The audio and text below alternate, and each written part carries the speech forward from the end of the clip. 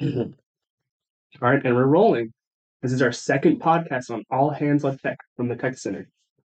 I'm your host, Justin Frazier. I'm the marketing manager for the Tech Center. Today we have a guest. Jim Bowen, lead instructor, IT, cybersecurity, Antelope Valley College.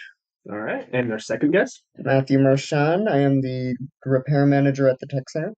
All right, and our third guest. And Moreno, I'm the IT instructor here at the Antelope Valley Adult Education. All right. So let's start with background here. So what is your background, Jim Bowen? 25 plus years in IT, Edwards Air Force Base, and 23 years teaching at the college at the same time. All right. Any background for you? Oh, I've been here for about 2 years. I was the first apprentice that was hired on by this. No, not hired on, but you get what I mean. Well, same here for me. I joined right after you. Probably a month or two. Yeah, a little bit, like what, 3 weeks or so? Around that time. The time started, I was competition manager, got a little bit of a taste of what it's like to be here, enjoying it. And what about you? Also forget, he's A plus certified. Oh, right? true. Yeah, Yeah, He's one of our first A plus certified techs. Yes. Congrats. Myself, this is like my 25th year in education. Did 20 years in high school, a few years at virtual, and now I jumped ship and I'm here at Dal Ed. Before then, and I worked in the IT industry, did a little bit in the military as a paramedic. Overall, I stayed within IT one way or another and taught IT and computer science throughout the high school. Right. So today's podcast topic is apprenticeships. So I'm going to start with you. You have any experience with apprenticeships? Any comments, thoughts? A few. We're have a program with JT4 out at Edwards. They have all kinds of openings, and they're about to transfer their in-house training to college. Oh, nice. They have a lot of people that can't go any higher as far as promotions and pay raises until they take the next step and get the next cert. So they're coming to us for that. Mm-hmm. What is your experience with IT? How did you get into it? Where did you start? I was in retail and I screwed up my back. They did surgery and put me in a trade school.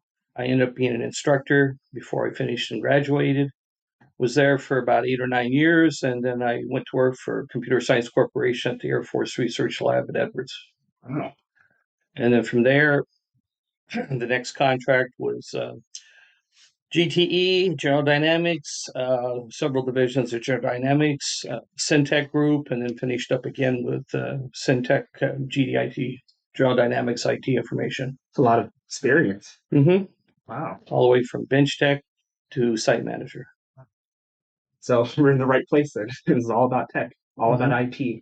So let's start with today's topic, which is apprenticeships. Why are apprenticeships important? What is the Tech Center doing? Let me talk to you first about what an apprenticeship is. Sure.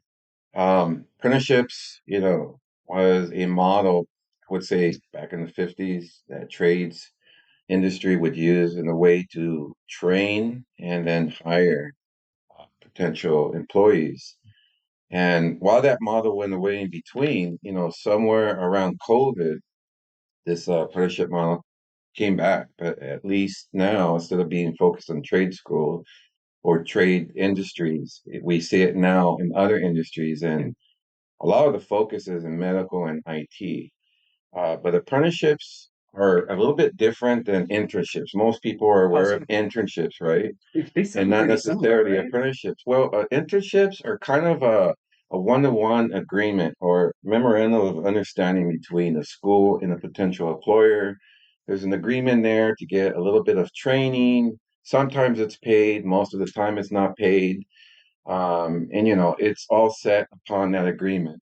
Apprenticeships are federal and state guided. So they'll be a little bit different in the fact that they are guided by federal or state.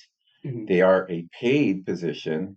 There's a minimum requirement of how many hours, usually about 2,000 on the job training hours, which equates to about a full year of employment.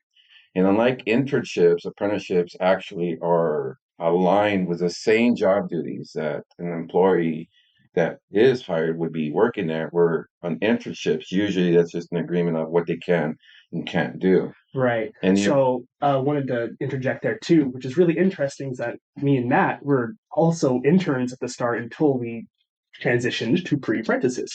So I wanted to get into the discussion about how different is like pre-apprentices versus interns, right? Because like they seem like they do the same thing, but it's a little bit different. they have 3 levels of apprenticeships, actually. 3 levels. So they have youth apprenticeships that were targeted for high school students, for them to transition to a pre-apprenticeship. And a pre-apprenticeship is designed to, it's much less hours. It's not a paid position. So pre-apprenticeships are not paid, but it's designed to help the students get prepared for a paid full apprenticeship program. Right. And so for us, we are an apprenticeship program through the state of California, through their California Apprenticeship Initiative grant that we were able to be awarded last year. Nice. Now, the reason you were internships last year is because we didn't have state authorization to do that. But now that we got the grant, we were able to now transform the tech center into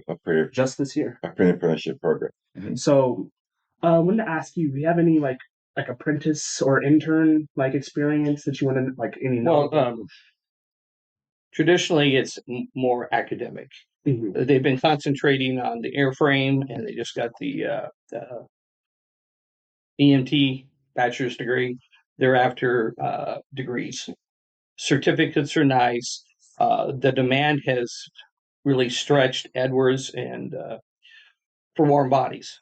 They bring people in, they have to get through a background and drug test, and then they reach a plateau of what their expertise and skills are. So they're coming back to us. They were pulling their better employees and making them like a professional who trains in-house. But their deliverables are falling behind because they don't have enough qualified people to get the job done. So they came to us, and we're working with those people instead of getting to a plateau on the ladder. They now can take classes online at their leisure, as long as they meet the deadlines for the work to be done, get the industry certification, the potential for an associate's degree, and then we have a pathway that I'm trying to work on with several of the universities and colleges. Nice. Because that's what government wants, and it also puts you in a position for management. Nice. So there's a lot of benefits going on with apprenticeships, it seems like. So I want to ask you your experience, Matt. What is it like being a pre-apprentice in the tech center? So for the most part, it doesn't feel too much different from the internship. I will say that I've gotten a lot more duties as the transition has happened. So beforehand, we didn't have nearly as many students or interns. And really, once this year kicked off, we got a massive influx of pre-apprentices. And so now I'm trying to manage all of trying to manage getting them all through their labs and other tests of skill. It has been a little bit of a challenge, but it's fun. Exactly that. It's fun because Miss Moreno's known because he's seen us all from the very start. Is that I've definitely changed a lot since starting this. Quite a bit. Learning like how to being a manager is definitely hard work, I would say, and getting this experience has definitely, I would say, helped me come out of my shell as a person. I think you have. Big time. I literally both of you. I swear I couldn't talk to anybody. I was like, I don't know how to ask people for things or do things or how to work together. Like the last time I worked together with learn by doing in a high school project, like school project. But technically, this is all just a big project, really. And so working together is crucial, and having to learn that skill is, I would say, definitely a challenge, but fun. What makes it fun? That's an honest question. You have to understand, I'm 50-year-old, so I have a different mindset, a different generation of thinking. So what makes it fun? Fun. How old are you guys? What's your age range so I can I'm 23, just recently turned 23. Congrats. And basically it's downhill from that. I know, 25, right about 25. It's exactly 25. Everything starts going down. Riches are outside. But no, for me, I think fun is just an achievable challenge. If you can push yourself but you know it's achievable, then there's a level of satisfaction in it. But the goal has to be achievable. Mm. Otherwise, it turns into just endless stress. That is something I can relate to as well, especially with marketing, right? It's a lot of goal after goal after goal, but learning how to, for me, the fun comes in is management, right? In a weird way, because I'm always a fan of RTSs, strategy games, and it's all about management. You know, we talked about Stellaris, but I don't want to get into a tangent with that. It's all about management. StarCraft. And which is exactly why I wanted to challenge myself as a pre-apprentice this year as being a manager again. Let me add some context here. Yes. So at the tech center, one of the things that we did this year, as you well know from last year to this year, is one of the things that we changed is adding more managers so that we can make the tech center essentially for the students by the students. So in here at the tech center, the peer apprenticeships actually run the tech center, the day-to-day operations, and I kind of take a step back as the general manager and take all the fun stuff, right? The paperwork and the logistics. So know that, I appreciate that both of you have taken the role of being managers, and you're essentially writing the handbook this year. I say this constantly. What did I say? We're building Plane the as you fly. plane as we fly. This is the That's our motto. concept model. Yeah. I should just wear it as a T-shirt. No, All right, so we're back. There was a small, technical issue, but we can recover what the topic that we It's lost. okay. You got 4 techs here. Obviously, that's It takes six. That's how you. But we work at a school, so you have to submit a work order. That's right. Check the budget. That's how you know it's a room full of like IT people because all of a sudden tech goes wrong. We're in there and got to fix it. So, the question we had previously was AI and how you felt about AI, specifically in IT. Basically, it'll come out that it's a tool. In IT, you have to have the ability to adapt. Everything is new, constantly changing. Mhm. The information that's out there quadruples every 6 months. I think medicine, it's every 2 years. So to keep up, keep your job. You don't worry about it replacing you. You worry about you learning new skills all the time. Yeah. Mm. And in a lot of ways, this AI is going to be like the Industrial Revolution in that with the Industrial Revolution, a new technology came out. One person could now do the work of 10 farmers. So all of the work migrated to the cities. And I see this as something on the same, potentially on the same level of disruption, and really people are just going to be migrating to where the work is. So for me, I've definitely been slow to adopt AI for sure. So you'd always tell me to use AI, use AI. I was like, nah, I just use my own. But slowly, as more I started using AI, I've realized this is such a invaluable tool because you always keep telling us use AI, use AI, use ChatGPT, use ChatGPT. And I started using ChatGPT. I'm like, oh, Crazy, right? I'm like, I'm speechless. I'm like, okay, I'm like, I should probably definitely should be using AI more. I guess because I have a lot of bitter feelings about like, oh, AI is doing weird things to art, destroying the integrity of art. From the art side, Yeah, yeah. and then I was like kind of put off AI, and then as somebody who's like, a manager at the tech center, it is really important for me to learn how to use AI, like you said, as a tool. It's not necessarily going to replace us, but it's going to be a revolution. It's a Yeah, tool that we're going to use, and everybody's going to start using it eventually. it's actually remarkably common. There's a sort of cold war going on, or actually, it's a hot war between artists and AIs. Yes. And people have been actually poisoning their artwork Yeah. so that, for whatever reason, something that's supposed to be a dog, the the AI will read it as a plant. Well, I think it's an important tool. I know it's something that I keep pushing on everyone here as far as all my students and the pre-apprentices here at the Tech Center. But, I encourage anybody out there that if you just use it, when I say use it for whatever you think you would never use it.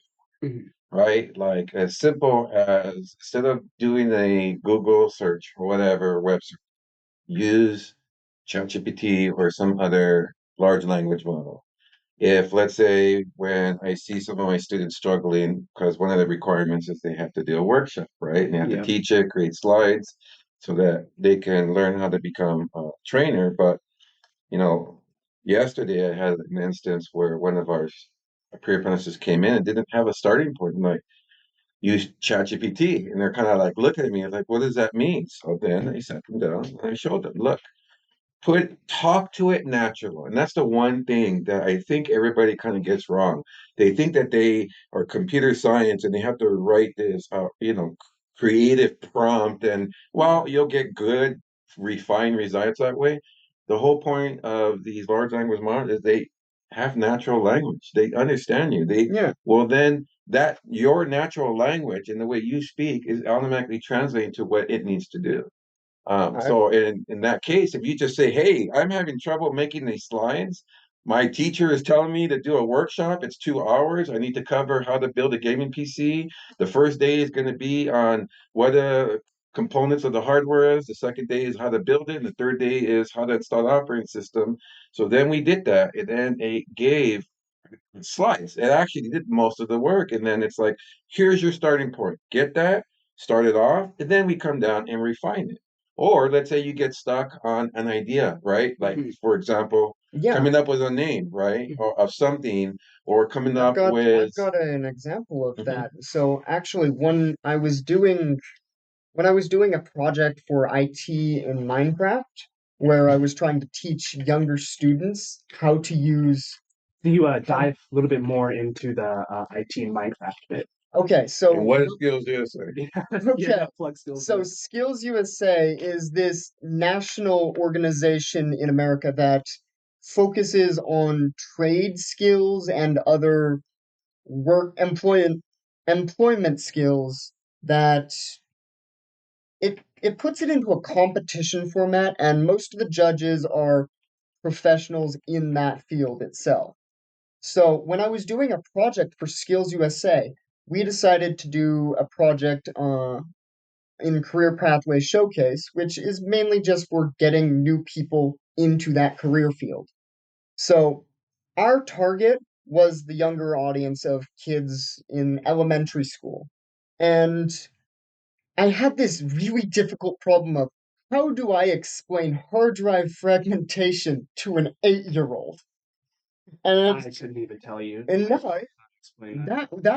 that was one of the biggest problems until I asked ChatGPT. So ChatGPT gave me the idea of let's use toys in toys being put back into a toy box in an organized manner. And I liked that idea, but I thought that's not quite universal enough. But it did get me close enough to think of a bookshelf. And so through refining that idea, I was eventually able to just come up with think of a hard drive as a bookshelf. So it gave you like a stepping stone to It get to gave your me idea. it gave me a lot of refinement. So now I can just say think of a hard drive like a bookshelf. Mm. Except whenever the hard drive's not very smart. So whenever the hard drive sees that the book can't fit in any one place on the shelf, it won't automatically organize the shelf. It'll say, hey, I'm going to tear up this book and put all the pages in a different spot. It's very interesting that you bring that up, is because the whole reason why I even bring up AI to begin with is because, it's that fear that AI is going to replace us, take our jobs, all these sorts of things. And the more we have this conversation, the more I'm realizing that AI is, like you said, like it's a revolution. It's a pair It's of stilts. a pair of stilts. Well, it's also the answers it comes up with is only as good as the information you get his That's hands on. true. Because the other day, my wife went in and found she's doing genealogy. She asked a certain person, which is on my dad's maternal side, who was their great grandparents, basically. Well, it came back and it has two people. The one is correct, his wife's not. And then you look at the dates, there's 200 years between them. So I said, that's the wrong answer. There's 200 years between them. And the response came back from the AI is that isn't biology amazing? You cannot take it face value because it pulls from whatever someone else has. And that's another thing is a new technology is power. Mm-hmm. I mean, Microsoft is what's it, 3 Mile Island, trying to get that nuclear plant up and running for power to run their data centers to run AI. They're redoing. They're stripping out all the really. Yes. They're not commissioning it. And Amazon's trying to do that small nuclear fusion units for neighborhoods. Yeah. Because the whole idea is spinning those hard drives. For me, it sounds more like it's like a hammer, right? It's a versatile tool, but you could definitely use it for the wrong thing. It's something, it's like AI is like a what do you call it? The Swiss Army knife, right? You could use it for a whole bunch of things, but if you don't fact check it, if you don't, really like dive into the answer it's giving you, like you said, it could give you wrong answers. It could be. I think it's closer to say not fact check, but sanity check. Because as it stands, AI is still pretty prone to some hallucinations. If you give it wrong data, it's garbage in, garbage out. Garbage in, garbage out. So you've got to. For most people, if you haven't paid attention and you use Chrome and you click on it and you ask, it already has AI built into it. I've noticed that too recently. And it collects information on you. All the browsers have been collecting information on you for years, and that's how they can massage things, give you things that you look at and say, that's right, because they know you. Mm-hmm. So let's say my fear of being replaced by AI in the IT industry is a little bit assuaged. I'm not, nobody knows what's going to happen. Yeah, because that's the big thing, right? A lot of people feel like AI is, one of the projects that we're doing here, so we have our server room that we're putting up and ready, is we are trying to build and replicate to do our own large language model here, because a lot of the AI jobs right now, they're not kind of formalized yet. So we're kind of taking and looking at people that have some kind of AI experience, whatever that is, whether that's, I guess, writing good prompts or setting up. It is one of the areas of the projects here. I wanted to kind of segue a little bit into that on the kind of the areas that you guys are working towards as a pre-apprentice. The requirements. There's competitions. Matt mentioned that, the requirements here to be a pre-apprenticeships. We have competitions that you have to be a part of. He mentioned Skills USA. We also do National Cyber League. You also have to students have to take on a research project, whether that's a class size or individual. And that helps us instill project management. With a competition, that instills the soft skills, the hard skills, networking with the IT industry and other students at that level. You also have to participate in community events so that you can also network and align with the community. So there's a lot going on. Teaching the workshop too. You mentioned that. Offering a couple of days workshop on some kind of technology or IT topics so that you can learn how to become, having those trainer skills and developing a curriculum, presentation, and then deliver it in the classroom. What would you want to say to people who are a little bit weary jumping into apprenticeships or IT in itself? Because we brought in a lot of people who didn't know much about IT or wanted to jump into it, and now they know something. Well, I guess let's start with the concept that the tech center is something that Jim and I have been working in the greater part of about almost a decade. And this is essentially towards figuring out a way to give our students real world experiences, right? Antelope Valley is an aerospace industry up here. So a lot of the school programs and employers in general are focused on aerospace engineering and that. And in that, we see that those students have a lot of access to labs and real world experiences at their school. And in IT, the vast majority of IT, you need to know this, right? As you're aware, you're going to be working on a computer. Yeah. 100% of the time, practically, right? Especially if you're in IT support. You're essentially in front of that computer. You use computers to fix computers. You use computers to fix networks. You use computers to do cybersecurity. That's entirely what IT is, right? And so in that sense, education kind of looked at it as, you can do this in the classroom with just a single computer and train within IT certifications. But see, I come from the military, and I specifically remember at 18 that when they told me I needed to learn how to swim, they threw me in the deep end, Just threw ran. and I had to learn how to swim. Now, if I was going to go down, they would go in there and help me. But the point here is I learned by doing. I learned by repetition. I learned more importantly by failing. And that's the key here. We wanted something that our students can learn real world practical training and experience, right? And this program kind of existed back in 2000 here at the Allen Valley Union High School District. It's how I originally got hired as a repair tech.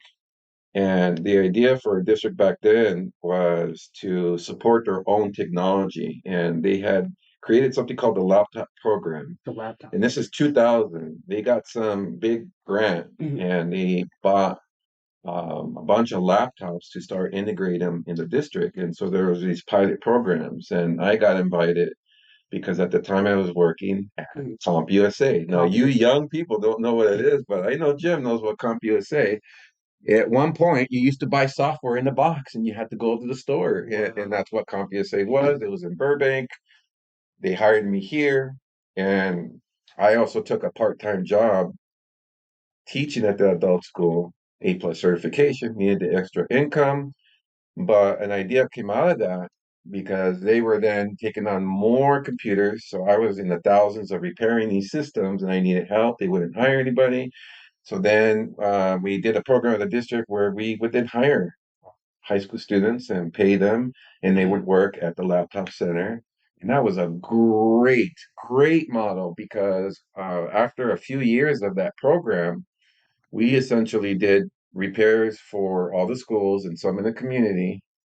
And after that program finished, many years later, and as you're aware, a lot of our advisory committee members and guest speakers that come on board are previous students from that program. Right. See, and they tell me it changed their life because they were not just learning, they were doing, they gained their confidence, they were allowed to fail.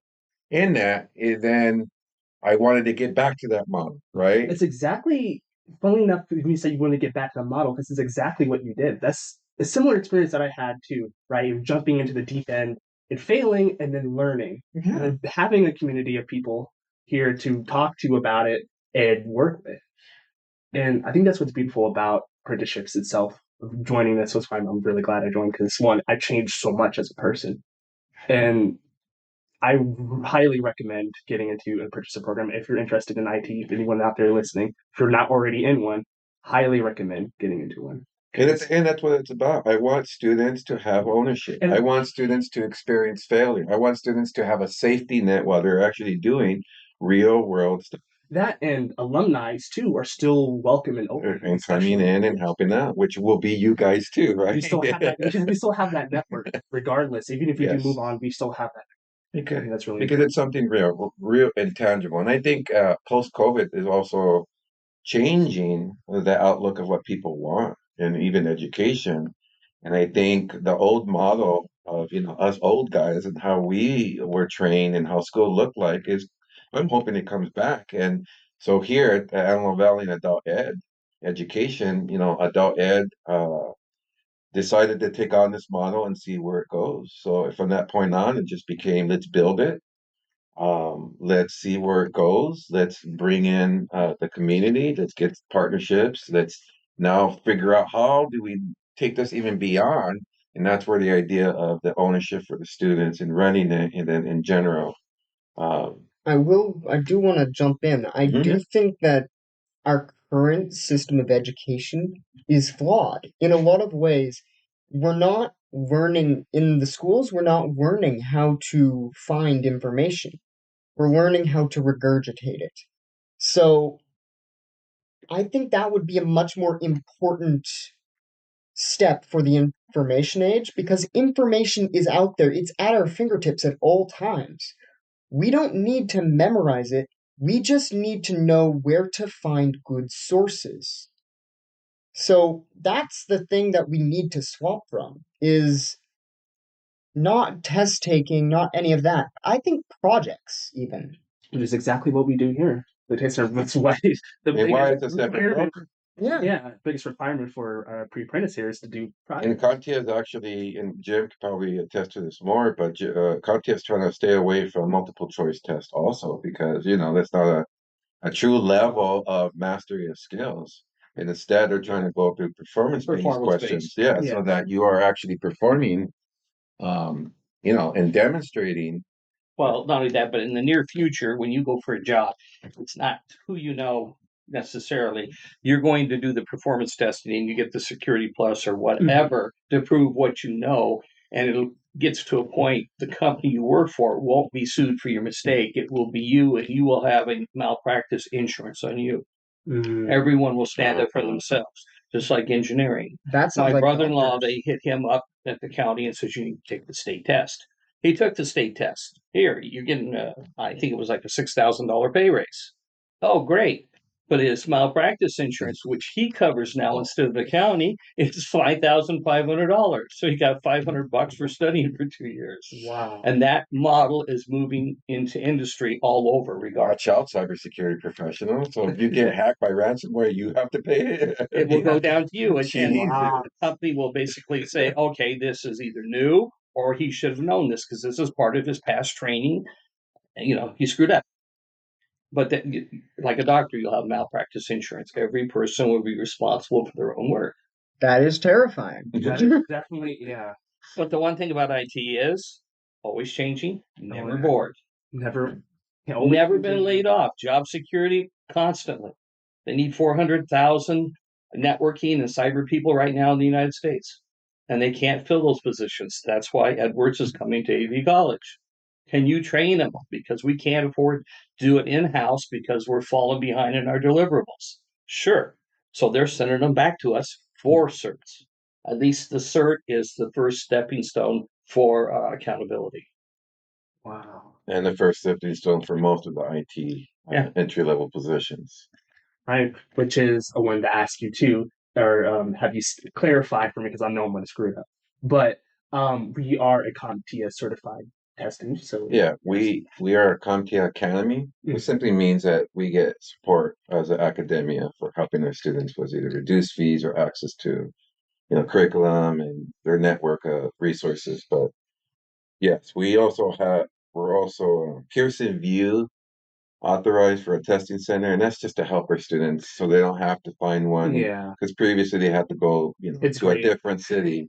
I would But say it's now very it's good. available here. But it doesn't mean we run it. It's actually CompTIA outsources it to Pearson VUE, and Pearson does a vast majority of all the different types of industry certifications, and they do it there. But CompTIA does allow now to do it at home. Since COVID, you can actually take your certification at home. Right. So running a little bit low on time, so I'm going to do a little outro here. And so, any closing thoughts? We'll start with you. Any ideas? Anything you want to say to anybody? Oh, for a lot of people, it's job security, and it is there if you're willing to learn. I've never been laid off. I left jobs and doubled my salary within a couple of years. It's up and up. So when people get in, uh, I would highly recommend the IT industry. Because they get tired of this one boss, you can go to another company. It's important for your own sanity and life in general. And that's something to add is IT doesn't just exist in one industry. If you are, let's say, a car mechanic, you can only work within that industry. IT exists everywhere. We are the supporting role for all technologies in every industry. So whether you work in a traditional IT industry, or you work in the medical industry, or you work at 7-Eleven, or you work here at a school, everyone has a need for IT. Right. That's the thing. And even automotive, if you are a mechanic, you are actually certified for 7 different operating systems. Mercedes has a network that does the seats. You need to know about that. The same way with Cadillac. There's 5 there that you have to be certified. They have different names, but it's the same information that you get from us. Apprenticeships are all more important for this exact reason. And again, I will say, knowing where to find information is far more important than knowing the information itself.